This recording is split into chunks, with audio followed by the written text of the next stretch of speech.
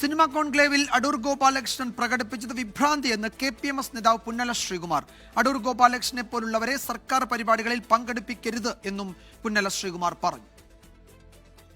Feudal വരേണ്യ ചിന്തകളുടെ പുറന്തോടുകൾക്കുള്ളിൽ അധിവസിക്കുന്ന ഇത്തരം ആളുകളെ ഇതുപോലെയുള്ള ചടങ്ങുകളിൽ, ഇതുപോലെയുള്ള അവസരങ്ങളിൽ ഗവൺമെന്റ് ഇനി ആനയിക്കരുത്, അവരെ ആ അവസരങ്ങളിലേക്ക് കൊണ്ടുവരരുത് എന്ന അഭിപ്രായമാണ് പങ്കുവയ്ക്കാനുള്ളത്. കേരളത്തിന്റെ പൊതുജീവിതത്തിലും അതുപോലെ തന്നെ സാംസ്കാരിക മണ്ഡലത്തിലും നടക്കുന്ന ജനാധിപത്യവൽക്കരണത്തെയും അതുപോലെ തന്നെ അതിന്റെ പുതിയ കാലത്തെ ചലനങ്ങളെയും അസഹിഷ്ണുതയോടുകൂടി കാണുന്നു എന്ന് മാത്രമല്ല, അതിന്റെ വിഭ്രാന്തി കൂടിയാണ് ശ്രീ അടൂർ ഗോപാലകൃഷ്ണൻ ഇപ്പോൾ പ്രകടിപ്പിച്ചിട്ടുള്ളത് എന്ന് വേണം മനസ്സിലാക്കാൻ.